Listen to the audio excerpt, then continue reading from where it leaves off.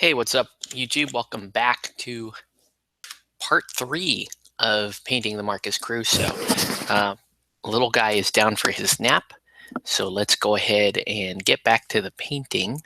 I am setting up the page here so that I can see comments or anything else. So 1 second while I get that set up, and we'll get back into it. Okay, so I have not done anything since we shut down last night. So you guys are picking up exactly where we left off. Okay? Got a message from Kevin. Painting Malifaux again. Yes. Yes. All right. There we go. So now we are live. So let's have a look at where we're at. Last night, all we really did was we did the color blocking with the airbrush, and then we started to do some washes. Okay, and they're already starting to look pretty good. Haven't touched the human pieces yet, but or the some way I should say I guess the more human pieces, because Miranda's like a shapeshifter. Can't get this to autofocus. Come on, autofocus. Yes, rar. So there's Kojo. Kojo's looking pretty cool. Here's a snake. Snake is looking pretty cool. Here's the cat. Also looking quite cool. Cat's actually looking pretty good.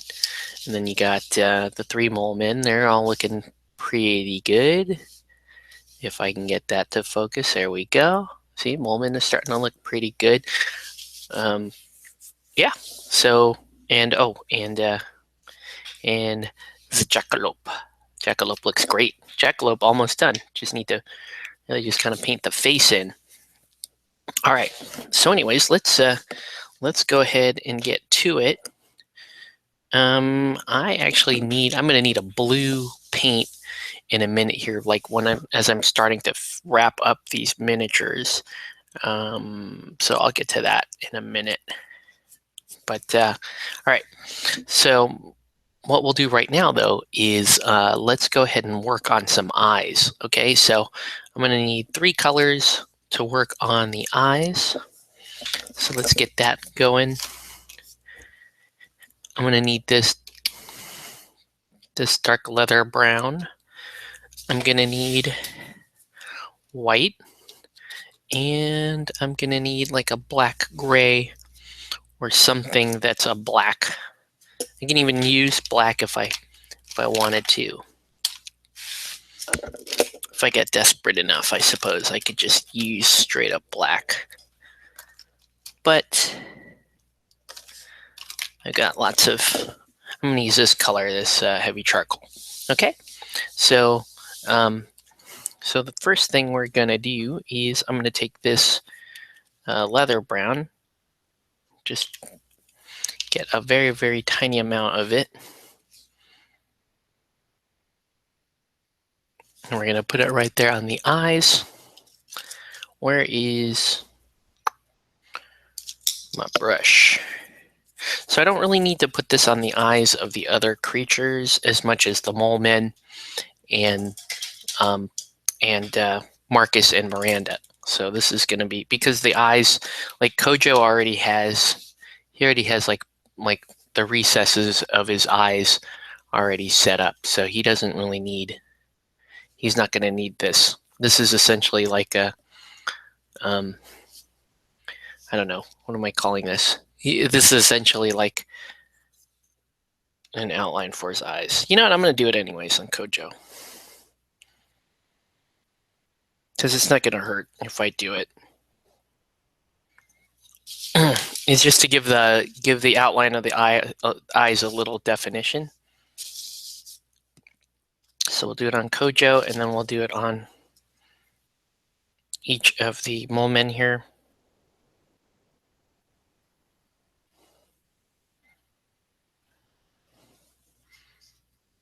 It's a real simple thing.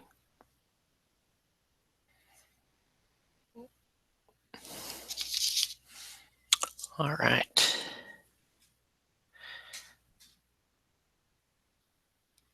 So I am back on the Google Hangouts setup because it seems like the video quality doesn't really take a dive, and we have that option for people to hop on if they so choose to hop on, which is good. Right? And we're gonna do Miranda's eyes here.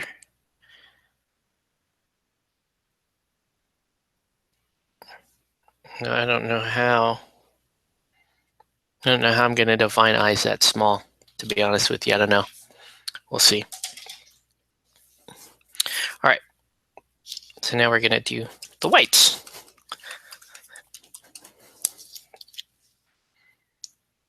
Now, for a lot of these, the whites of the eyes are good enough. The way the artwork is, I believe most, if not all of these, are just kind of, they just kind of have those like white eyes with no pupils in them. And I think that's kind of the style. They want the monsters to look a little more powerful and intimidating. And that's pretty true, actually, when you paint the models that way and you just kind of leave the eyes white, then they do look a little more powerful. I almost never do that, though. And I don't have a really good reason for why. I just feel like all models kind of have to have those pupils. They all kind of have to have souls, I suppose.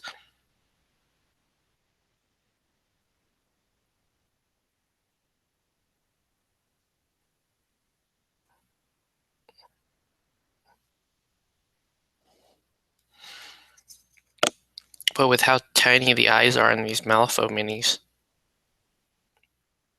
I can certainly see why a majority of people are not going to paint the whites in the eyes. Because they do. I mean, you cannot make the argument that the model looks better without that. Harambe power level over 9,000. Yeah, that's my veteran marbles. Vet marbles, dude.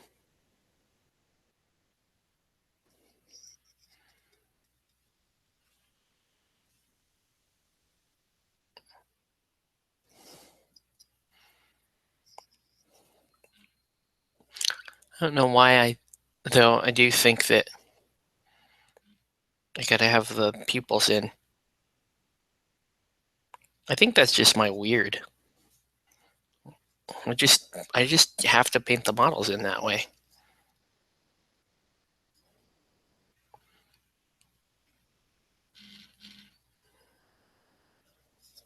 Wow, somebody's trying to get a hold of me. They can wait.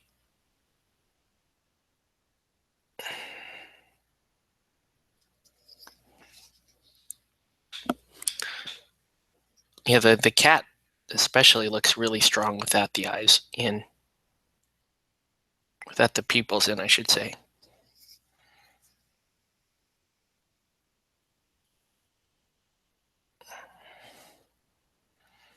I guess if these were my models, I would paint the pupils in. But because they're not, I don't have a particular reason to do that.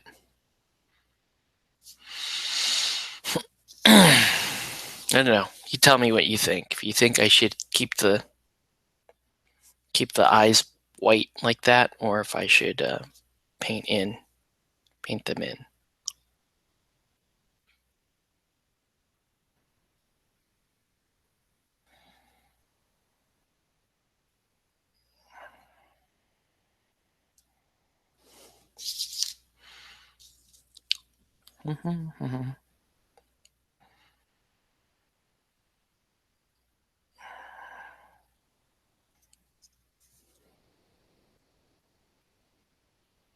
Ooh.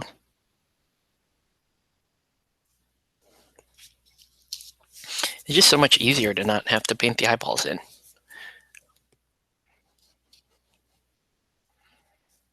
It's just such a weird feeling for me. I feel like I'm doing something really wrong.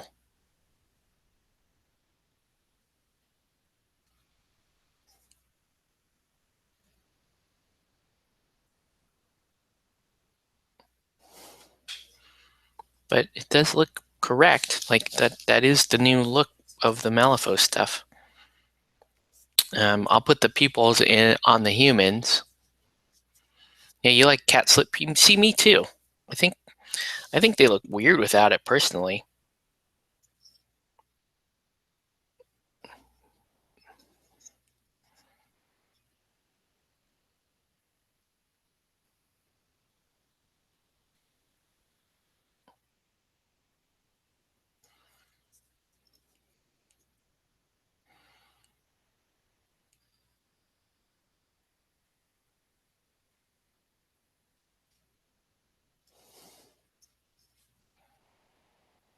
I think I missed Marcus's eyes.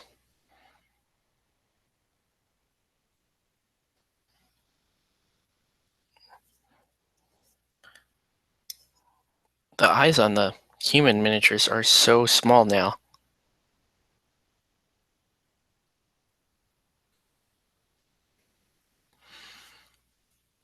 I'm glad he's got that dark African skin because I overpainted that eye by quite a bit, and I've got to come back in and trim it.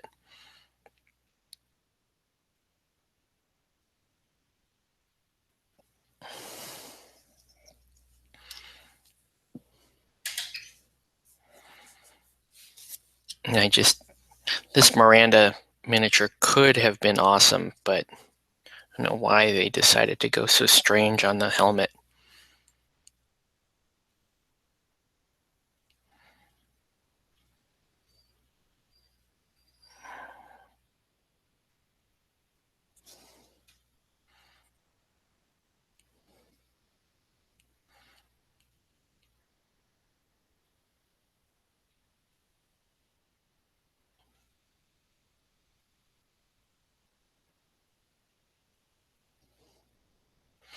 Okay.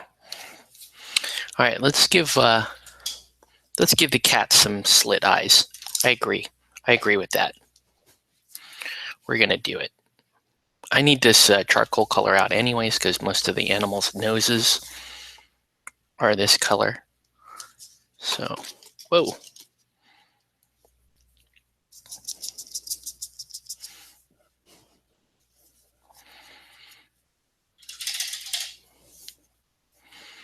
Okay. So if you're painting right now, let us know what you're painting. And if you're not painting, let us know what you should be painting right now if you weren't sitting here watching me. Okay. Cat pupils. We're putting them in.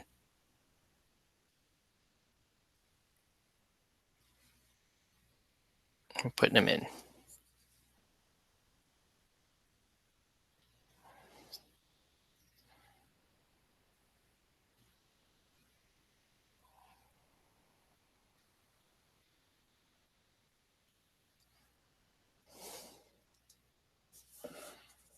I can even paint, like I can put a little yellow in there if I really want to do the cat pupils just right.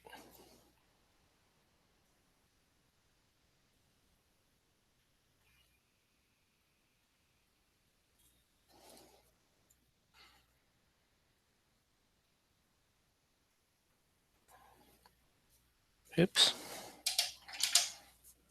Such a slight difference, but an important one. Let's see if this camera will focus. Focus? Focus?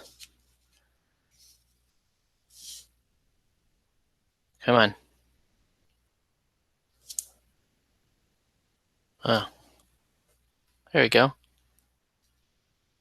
You can't even really see the eyes on that one because he's kind of looking off that way. You see that eye? Oops, I did.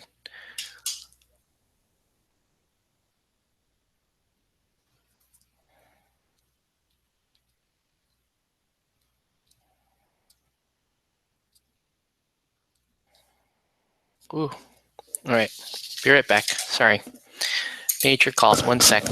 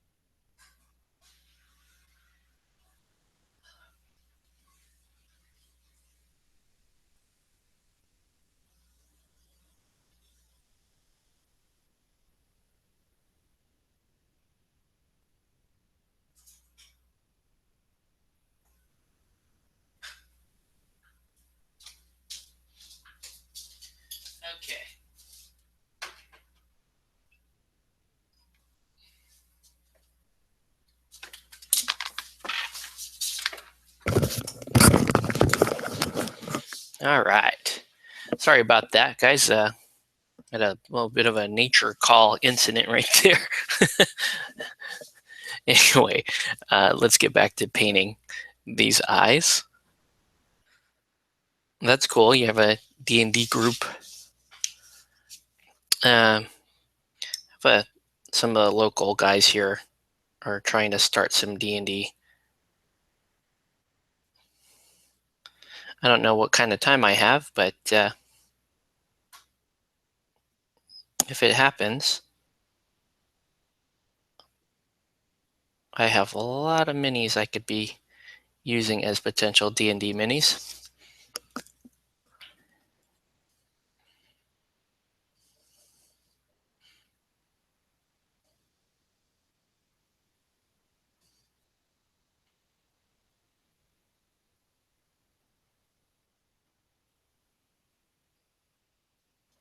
Okay.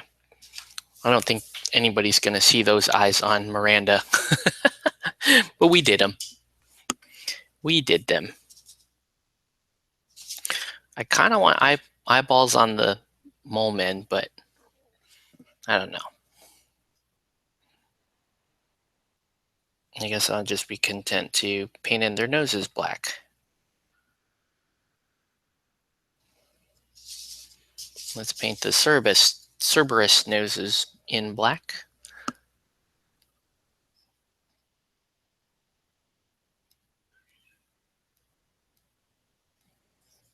I mean, for all intents and purposes, most these guys are basically done. I just need to paint in the bases, which I should probably do. That way we get to a reasonable stopping point here. Is there anything else I need to paint for? Oh, I need to paint the dead dude's eyes. Actually, I don't. He can have closed eyes. It's fine. All right. But yeah, let's work on the skin of the dead dude for a little bit here. The dead dude. He is going to be a dead white dude. I have decided. That's right. He is a dead white dude. So we're gonna base coat some skin. We're gonna do that with my very favorite skin undertone, which is a heavy skin tone. Okay, so I'm gonna make that nice and thin. And we're gonna paint this guy's head, and we're gonna paint. I'm gonna paint base coat Miranda's skin as well. Hey, what's up, Tori? Welcome to the program.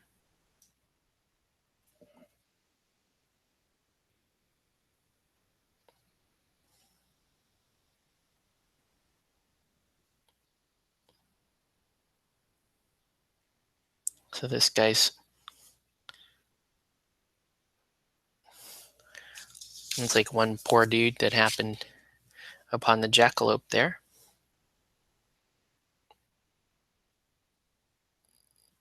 And I'm gonna paint Miranda's skin. The first base coat on her. That is a fun miniature. I do like everything except for the helmet. I even kind of like the odd Todd McFarlane type pose that she's in. Sorry, I'm painting way off screen. I just got a little distracted, so I apologize for that. We're gonna undercoat. So I'm just painting a real thin layer of heavy skin tone to start off with. So you can see I did as little painting as possible on the monsters to where they would still look good, but I didn't want to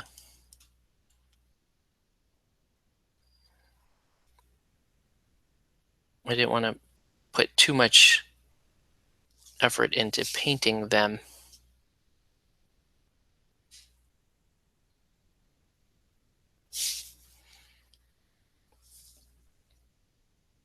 So just a little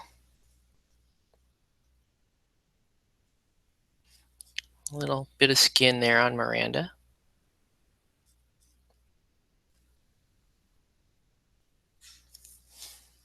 And the only reason why I'm painting the skin right now at this juncture is because it just so happens I have the color out to do the guy that's the severed head that's part of the base of the jackalope. Otherwise, there's not much point in me breaking that out.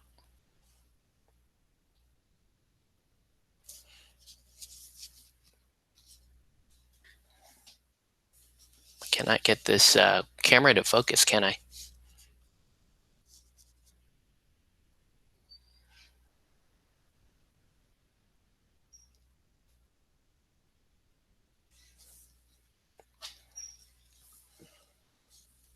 But Miranda's pretty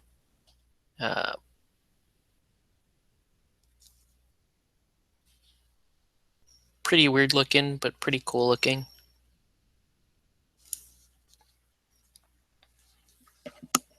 I don't know if that made any sense, but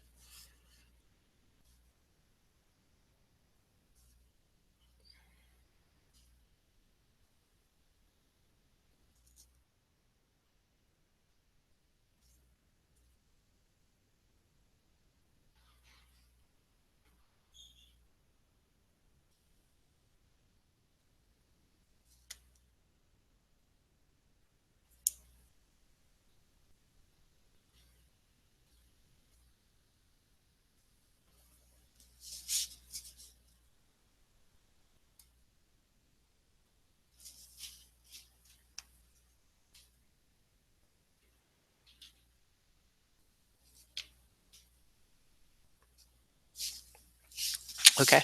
So we're gonna let that dry.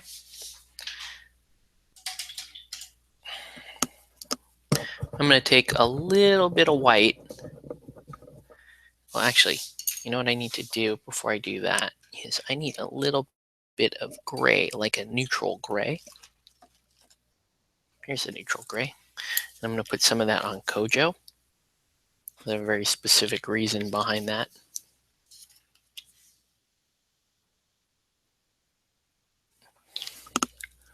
All right.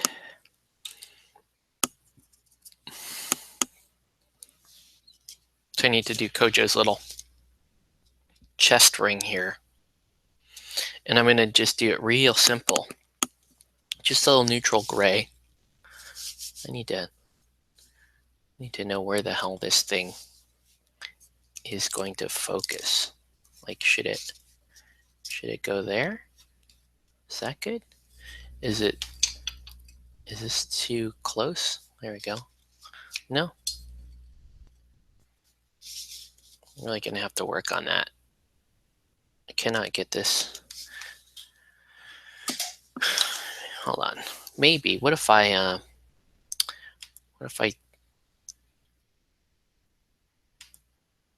no, it's not even gonna,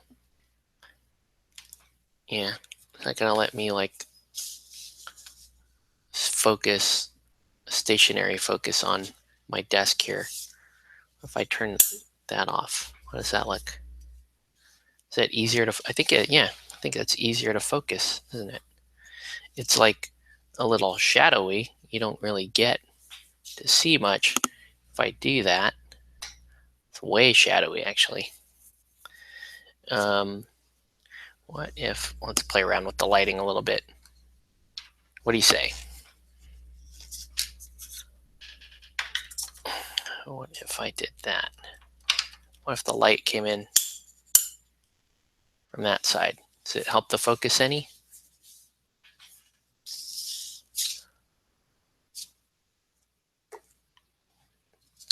And I painted from this side. How's that? Still out of focus? Still out of focus, isn't it?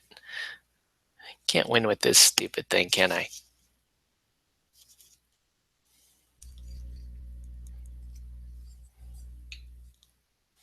Yeah, it just won't focus. Doesn't really matter, does it? Huh. How annoying.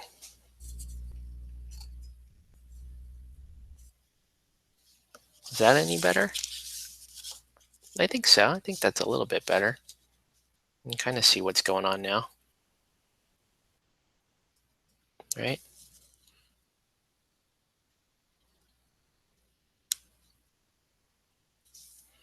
You can kind of see what's going on. Mm-mm.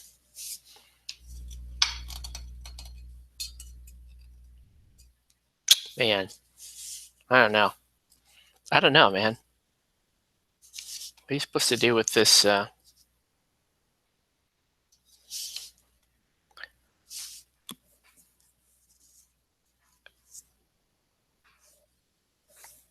It, like, gets so close and then just refuses to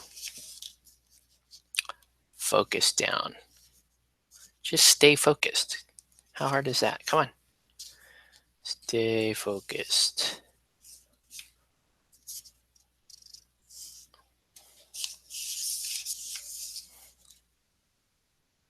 What?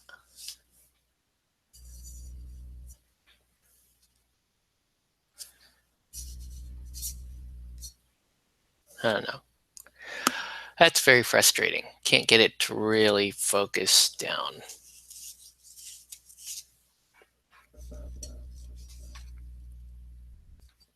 What if I switched? This is a crazy thought, but what if I switched the light and I went with a more white light this side? I don't think that would work. What I really need to do is just figure out how to look at that. It's the minute I move something, it tries to focus, and then there it goes, and then so you have it, and then the minute I move it, it's gonna come out of focus again. Yep, such is life, guys. Such is life, my friends. All right. Anyway,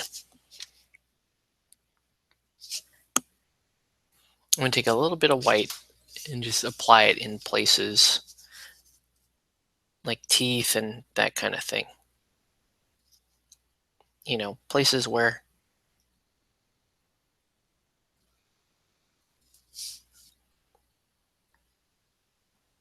you'd expect to see white.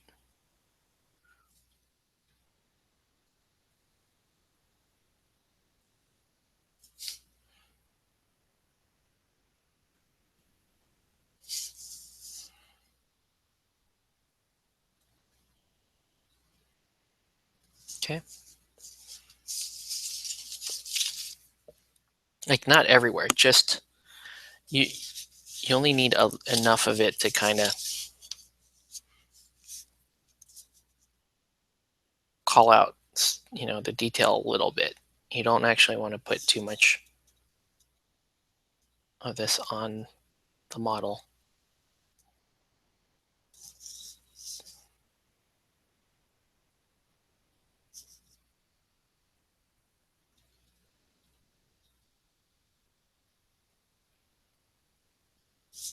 Kojo has good dental hygiene. And we're going to put a little bit on the little ring there.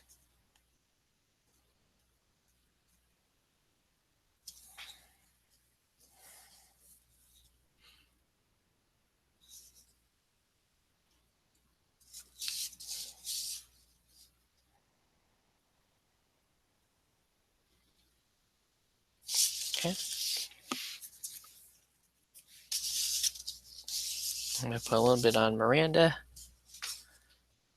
who I cannot for the life of me get to focus.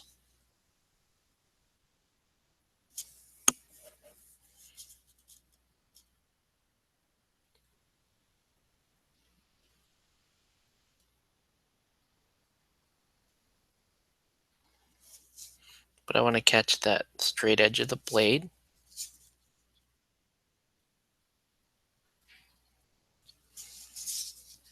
And I also want a little bit of white at the top of her helmet, just to kind of signify the metallic part of the helmet, because we're gonna work on the helmet here in a second. Okay, on the jackalope, just right there on the tip. Nothing else really. Just the tips of the horns. Doesn't really need anything else. And these guys, a couple places it could go.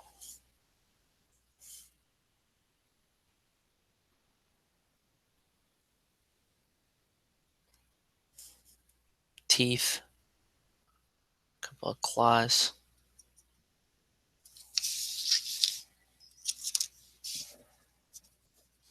Right.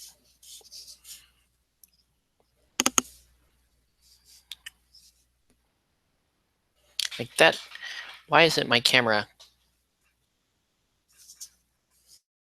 Why does it refuse to just do that?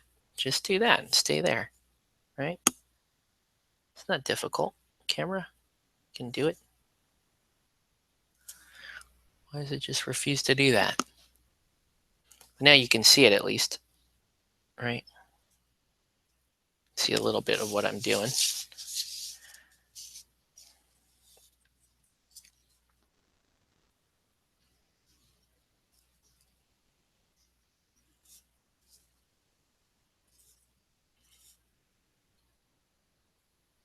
No.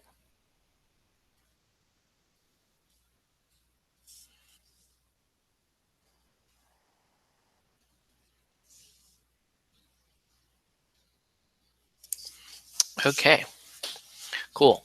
Now let's go ahead, and the next thing we're going to do is we are going to start to paint the bases on the animals, okay? So this is, we're just going to take some of that green that I mixed up last night and did not even apply, and we're going to apply it to specific parts of the bases, stuff like plants that are molded um, into the base. We'll put it on the leaves of, this is a plant, for example, down there. You're gonna have to trust me because the focus isn't showing you that. There you go. You got a little bit of it, but you got some stuff like that. Some of the plants, and you just kind of put that down.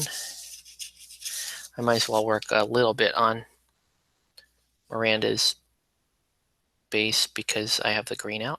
So you can see the fern plant on her base. Miranda seems to be more scenic base than model. I don't know if that's a bad thing or what, but just making an observation. Here's Marcus's base. Marcus has a bunch of leaves and stuff on his base.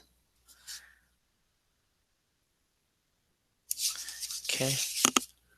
Your camera might have a slow response to you. It's all your fault. Yes, probably. All right. So that's actually a tree stump right there. A little bit of grass here that this mole man popping out of the ground. Then you got Harambe here.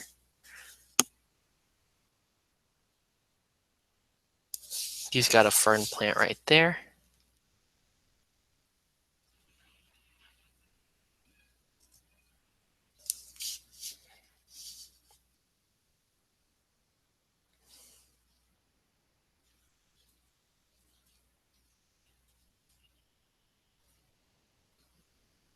Okay. A little bit of the green here. Actually, there's a lot of green on the jackalope space.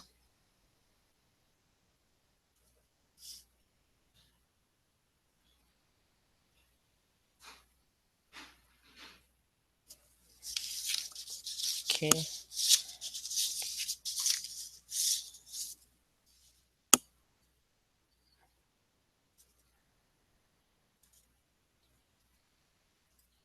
But this is super easy painting. There's no like rocket science going on here. Just quickly hidden leaves, and you don't even have to be necessarily accurate because you're going to blend all this stuff together anyway. So you just kind of paint it like you were painting camouflage or something. All right. And finally, the Rattler. The Rattler is like a really cool model. I just wish that you didn't have so many visible segments on it.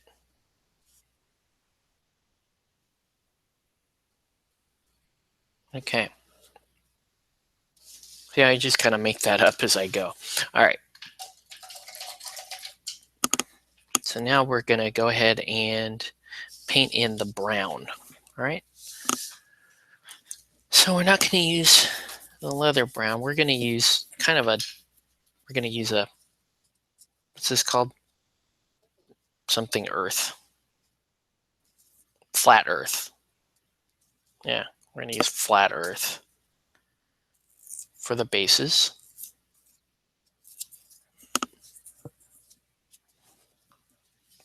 And again, accuracy is not that important when you're doing these, because you do want the ground to kind of fade and not be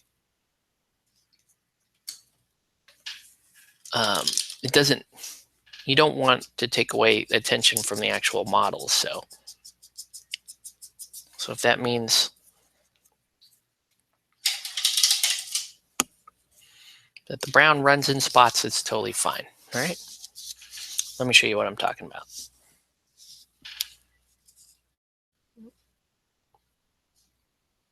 See, the main thing here is that you just cover the remainder of the base that you didn't hit with green, especially things like branches. There's lots of branches on these style bases.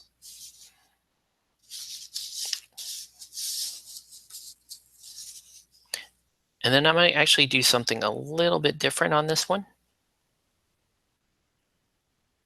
because he's physically coming out of the ground, so that dirt should look a different color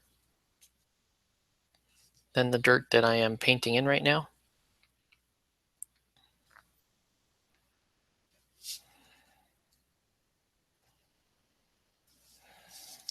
In fact, I'll just paint it right now because it's all gonna dry at the same time. So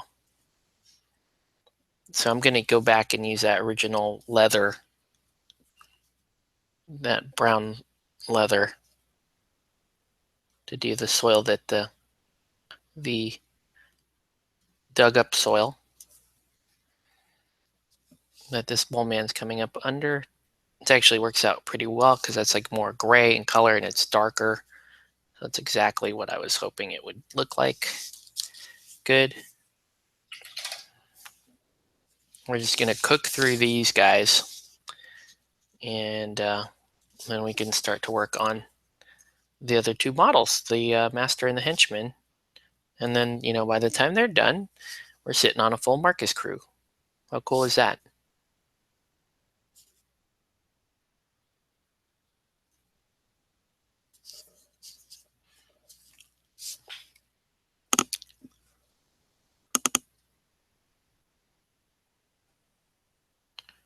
But yeah, I noticed a lot of you guys that watch this stream play D&D. I know Tori plays D&D. It looks like Kevin. A lot of other guys are playing D&D right now. I'm considering it, but for me, like where I really only kind of have instance where I can get out and game, it doesn't seem the most efficient thing for me, because I can't really commit to a campaign or anything like that. So, but let me know, like, what is the draw, the ultimate draw to D&D, and if I can ask you a question, like how important is the storytelling aspect for your DM, right? Do you have DM? I think most people would defend their DMs, but what do you do with, like, okay, you agree to play D&D with people, and then you just don't like the DM, like you don't like his storytelling. Like, what do you do about that? That's something I've always been curious about. Like, how do you reconcile that? Because this is your time, right?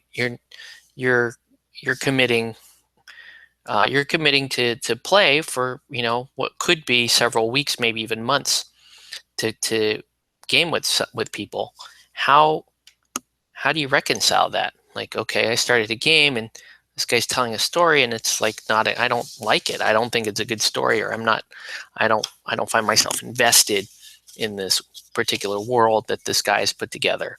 It's cool that I think part of that is alleviated by you designing your own character, and everybody loves their own characters. That's always been my recollection in D&D, is that people write their characters, and there's a certain amount of appreciation that goes into that. But beyond that, what else do you got? Like, you have a nice cool character, right? And you know you made your Thrugar the Bad, or whatever you call it.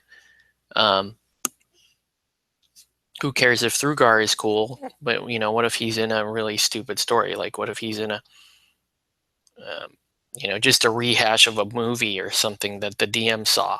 Like, what do you do? A good DM will make or break the entire group. Yeah, that's kind of how I feel about it. Now, I haven't played D&D since I was, I think, 15 or 16 years old. So I don't know. Like, I'm sure what we did was not good storytelling. It might have been good storytelling to a 15 or 16-year-old, but it definitely wouldn't live up to today's standards. We had a lot of like subtle, not so subtle movie references in what we did, and we enjoyed it from that aspect, but we didn't really. I don't know. It just, like, to try to play it as an adult now. That has me a little tentative, and I do have a friend that's kind of pushing for us to play, and another guy who's just really, like, really amped to play some RPGs. I don't really know how I would deal with it. I don't know. Like, I don't know how I can deal with, like, kind of sitting there and, like, you know sitting around and dealing with the whole, like, storyteller aspect of it. Like, I got to get home to my kids and all this other stuff. So there's a bit of hesitation on my part. Like, I am interested in it, but I don't know. I'm going to just ask questions here. Let's see. Session 1 should be a place for a DM and player to discuss what they expect. Player and DM can discuss out of game. The real draw to D&D to me is a solid character I can get attached to. Our DM very loosely based our world on the Stranger Things setting. So I guess that's relevant. That's cool, I guess.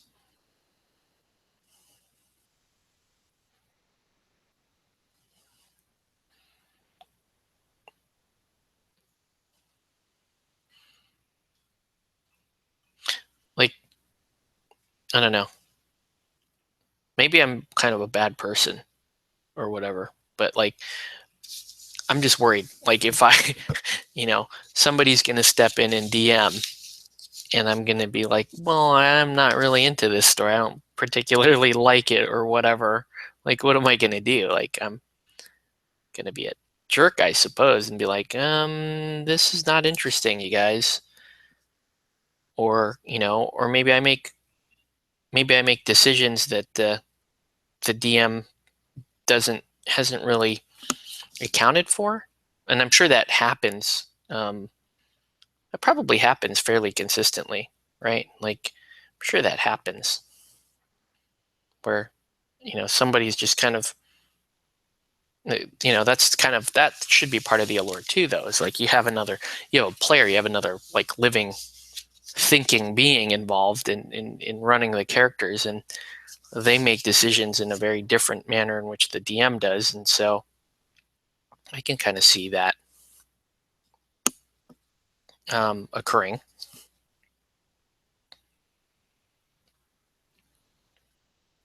I don't know. Freedom of actions. I usually like to play illusionist wizards because it forces me to use my imagination to get out of hairy situations. In video games, it's always about hack and slash. Right. That's the other thing too. I had to think about my character. Like, if I was going to be in a fantasy setting, what type of character class would I be? Now, back when we were playing and I was 15, 16 years old, I was actually the DM. And I know I know I wasn't a great DM. I know that, but I would put together stories, I'd put together worlds that made sense to me and put together some continuity behind them, and some motivation or whatever. But um, I don't know. It's it's going to be interesting. I'm a little nervous about it, not because of like anything weird happening, but I'm more nervous about it because that would be, to me, to my mind, a more significant investment in time than miniature painting or gaming. For me, painting and gaming is like, okay, I paint at home and then I bring my stuff and we play the game and then we turn around and we're done. We don't have to um, engage in a whole lot of other stuff. Let's see. Honestly, I haven't been back to D&D sessions at CQ because it's been too loud since a lot of people are there. They also play Magic the Gathering the same day. I've been waiting to go back for the new table to open.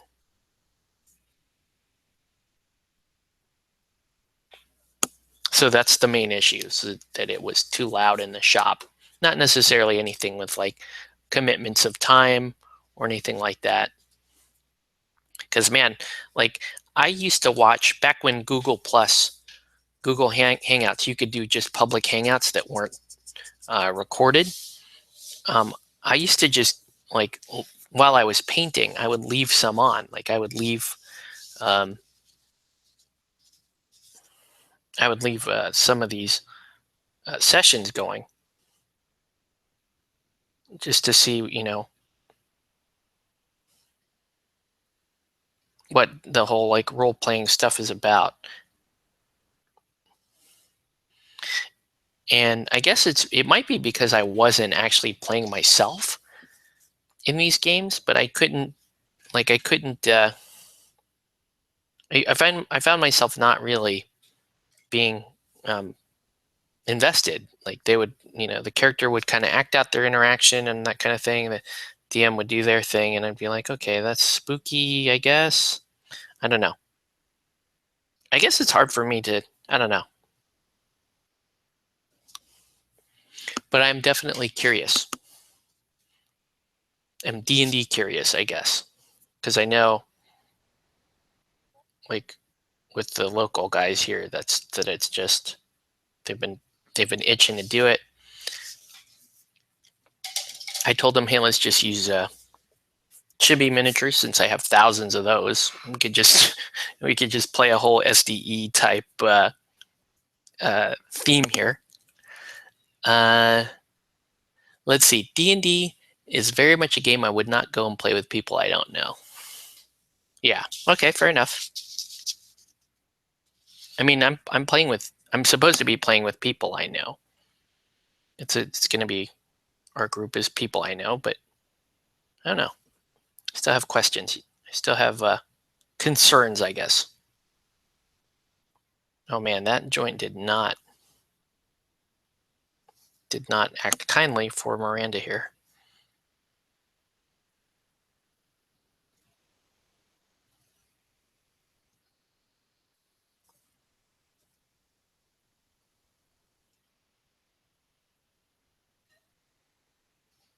I should be able to fix that, no problem.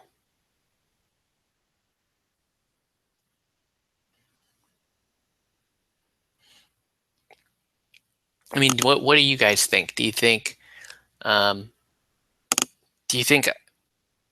would find it a good use of my hobby time, or do you think I would be I'm actually be happier sticking to these one-off miniature games?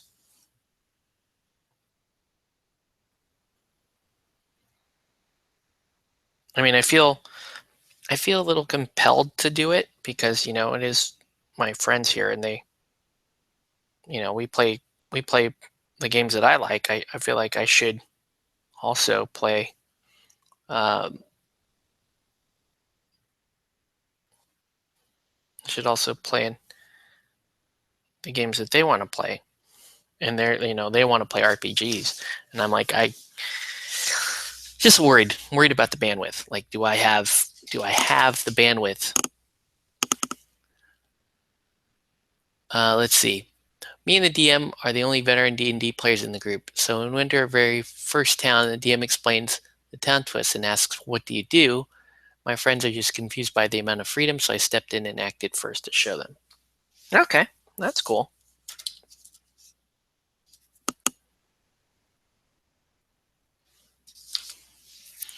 Okay, we're almost at the point where I can wash all these bases. All the base. So let's go ahead and do that, actually. And so when I wash the bases, I don't actually, well, still need them to dry for a minute. Actually, you guys tell me a little bit more about D&D. I'm going to run and get a paint out of my car. Okay, I will be right back.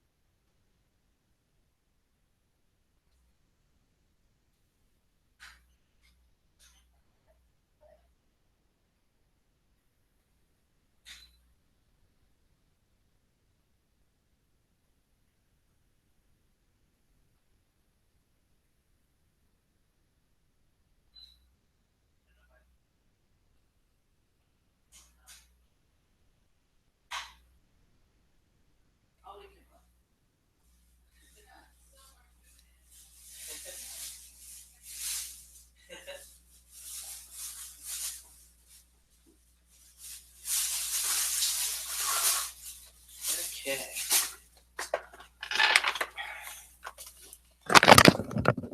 Should write an adventure for Super Dungeon Explorer. Maybe ask Soda Pop to help create. Huh. Neutral Good's what you usually play. So neutral good is like what I consider to be actually good. Like I used to play Lawful Good, but I would play it as just the biggest asshole of all time. Because like lawful good people are like, to my mind, like, yeah, they're the lawful good people that are gentle and kind or whatever. But then you have like the strict authoritarian lawful good, the moral busybodies that need to tell everybody, what's right and what's wrong, and they enforce their moral code to the letter. So yeah. Chaotic neutral would probably be the most fun to play, but I don't know. I think honestly, I would probably play best as a true neutral character. But I don't know. All right. So here's the colors I picked up. I picked up this heavy blue, and this heavy violet, and I'm actually going to use these. Those are going to be like my permanent base colors. So for Guild Ball and Malifaux. So that heavy blue I picked up specifically for this crew so that I can paint the bases that blue. So yeah, cool pickup. Anyway, let's get back to this painting. And what do I do with the... So real simple. Now we're just going to take our good old friend Agrax Earthshade. I knew you guys saw that coming. And we're just going to essentially just run it over the base and let the base tell us what it wishes to do. Yeah, lawful good, have to stick to the law of the land, right? So I play lawful good as kind of, I know a lot of people kind of look at the paladin as like this noble, character, right? I kind of play my paladins as assholes. Like I play them as moral, like authoritarian busybody guys, like serious assholes. Um, Probably one of the most obnoxious people in the group would be the lawful good character. You know, and then similarly, you can play a lawful evil character. I think a lawful evil character would be really interesting because you can play. I kind of imagine lawful evil folks as being very charismatic, very charming, um, but they have their code and they stick to their code. So I kind of imagine a lawful good person, a lawful evil person, as somebody that you probably enjoy being around, and you can appreciate them for who they are. But they're ultimately, they're out for a code of interest that doesn't align with yours. So that's kind of how I like to approach these alignments. Is that everybody kind of has their I guess their understandings of how these work, but I think a lot of times there's some subtle there's a lot of things that you can play with that are far more interesting than just playing um, archetypal heroes and villains, right? Like my whole thing with storytelling has always been that the villain is always far more interesting than the hero, and typically more likable. Heroes are if you looked at real life heroes, I think a lot of them are just some of the most grating, annoying people. They, heroic people may not have a lot of friends, because they may not have a lot of friends. Not a lot of people like them. People are rarely rooting. I find that people are rarely rooting for the true good or just in the world. That's just my take on it. So I don't know. I don't know if that's making any sense to you guys, but that's kind of how I approach this stuff. Is like, if I'm going to do that, I want those lines blurred like that. I want perspective different.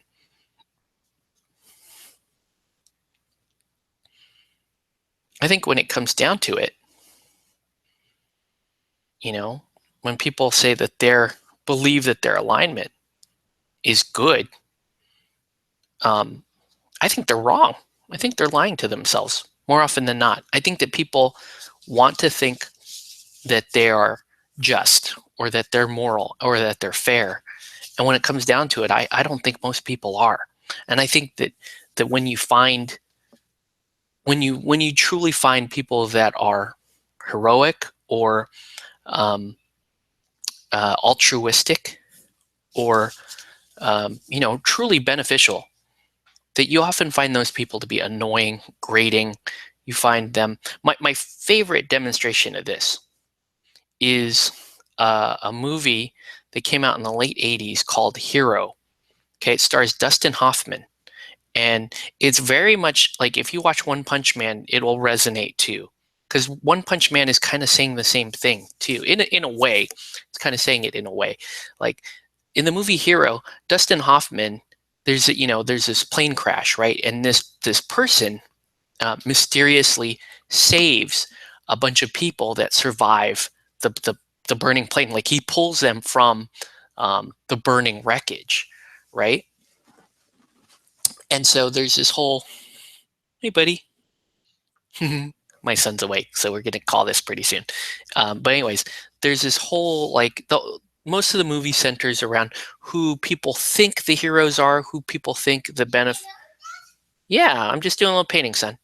Who people think the true protagonists are, and and the guy that they think who saved them is really not the true hero. He's not the guy who did it. The guy who actually saved all these people is this really kind of grumpy, crude guy played by Dustin Hoffman, who is actually out to do something totally different, and ends up kind of almost accidentally saving everybody from the burning wreckage. And he wants to avoid the attention so much that he kind of like has the other guy step in and take the, because the other guy is somebody that we all want to like, right? That's also it's we think that heroic people are people that we want to like. I don't think that. I believe that's a huge misconception. What? Yeah, your lions are in there, buddy. We'll get them in a minute, okay? But you see what I'm saying, right? I hope you do, anyways. Yeah? Oh, it's a two-headed. Yeah. That's the saber-toothed Cerberus. My son's looking up at the comment screen right now, so he can see what you guys can see. But yeah, that I think it's a really cool movie. I think it asks a really, kind of poses a really interesting question. Like, what are heroes really? Who are the good moral people when it comes down to it? And I don't know. I just think that that's far more interesting than this idea of that you will like the good guy and that you will root for the good guy. I think more often than not, people will not root for the good guy. That they will find that person grating. That they will. Yes, sir. My son's talking to me. What's up?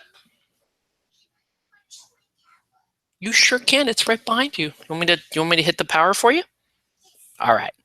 Let me get back there and do that. I have one more base to do, son, and then while it's drying, I'm going to run back there and get that set up for you, okay? And then I'm going to hop back on and chat with these guys here. I don't know. Tell me if you think I'm off base, but that's kind of how I've... Oh, never mind. He figured out how to put his... Dang, that kid's smart.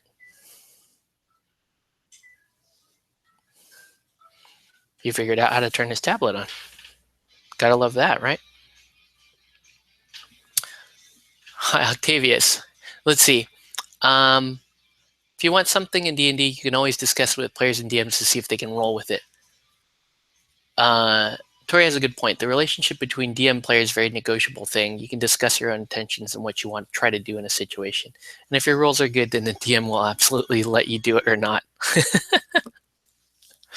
Yeah.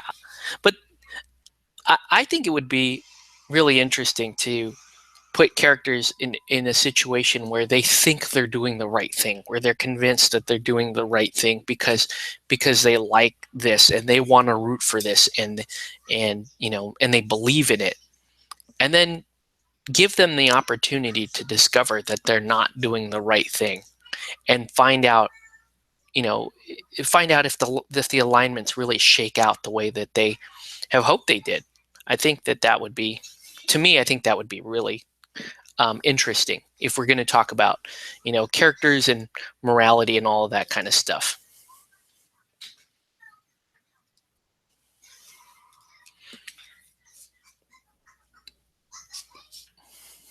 I don't know why Marcus is going to have a... Oh, I hear Sonic the Hedgehog back there.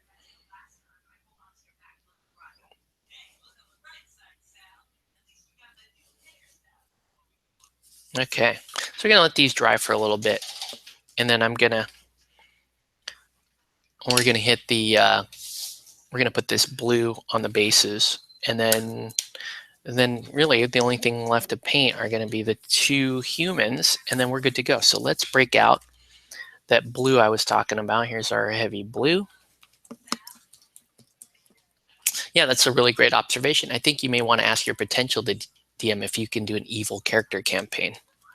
I think it would be cool just for folks to play evil characters, like to play all evil characters and not do the stupid, like, oh, you see a person, oh, I mug them, oh, I see a person, oh, I'm just going to, I'm going to take advantage of them. Like, I think that's stupid. I don't think that's not how evil works, in my opinion. You don't just, there has to be reasoning behind it. There has to be justification. And I think, uh-oh, mommy's coming down. So I'm going to paint these bases, and then we're going to Or to shut it down. But yeah, I don't know. I think it would be really interesting to do something like that. Hey, mommy. He just woke up a few minutes ago. Oh, don't sweat it. Yeah. I think it would be really kind of cool, that to have.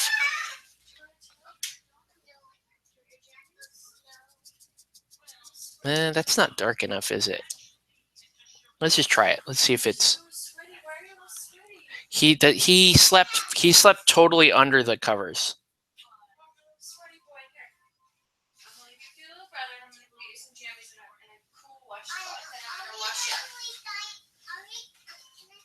I don't know if you guys can hear the.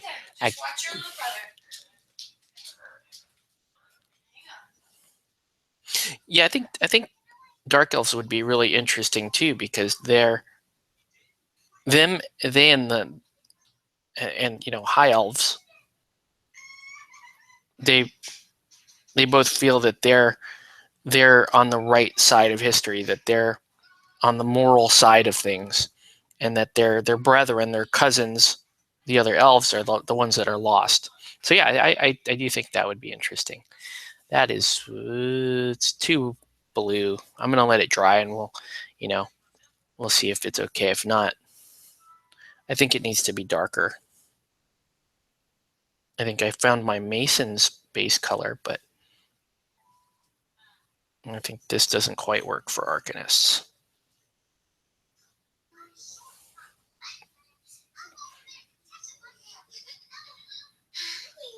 Probably. How's your little brother doing? You kissed him? Don't lean on him, okay?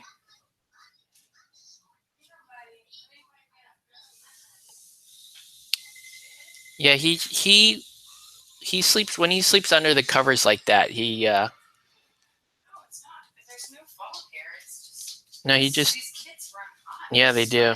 They're just little. They're little heat. They're little. Yeah, they're little. They're little generators, kids. Mm-hmm.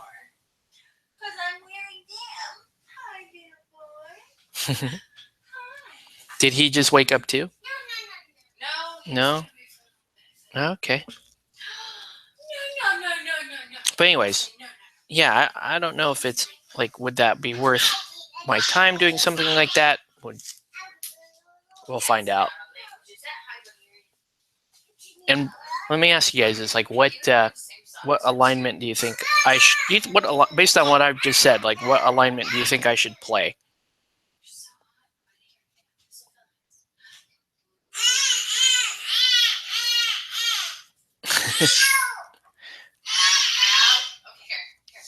Octavius. Where's Octavius? Where's Octavius?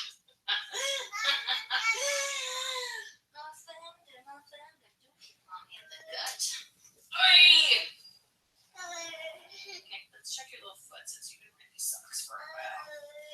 You kind of smell like a jerk. He does. He gets a little gamey after a while. He smells like a little boy. That's what it. Stink pot, dude. Oh, good God, man. All right, where are the wipers at? Son of a poop. What happened? Yes, your son pooped. My son pooped? That's funny. He's my son. Oh. It's not a bad thing. Poop is good. It means you've been eating, buddy. That makes me super happy. Poop is good, son. It means good things. It just smells kind of horrible. It's okay, Darius. Don't do that. Smothers blanket, Darius. All right. All right. So one more base to do. Whoa.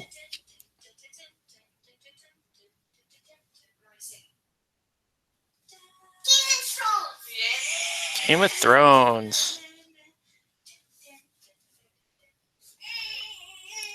You can go with chaotic neutral first.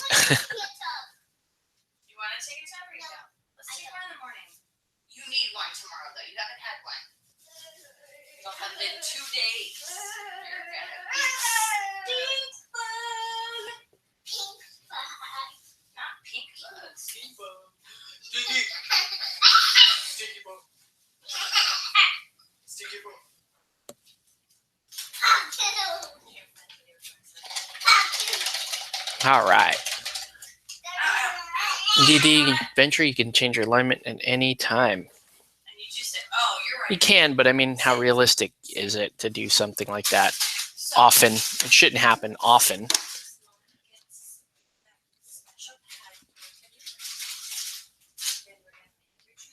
All right.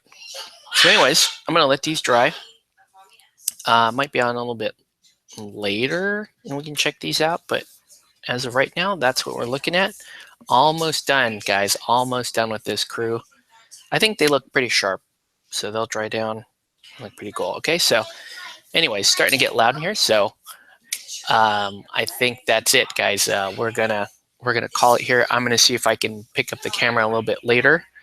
But until then, thanks everyone for watching, and let these dry, and we'll show them off later, and we'll catch you on the next one.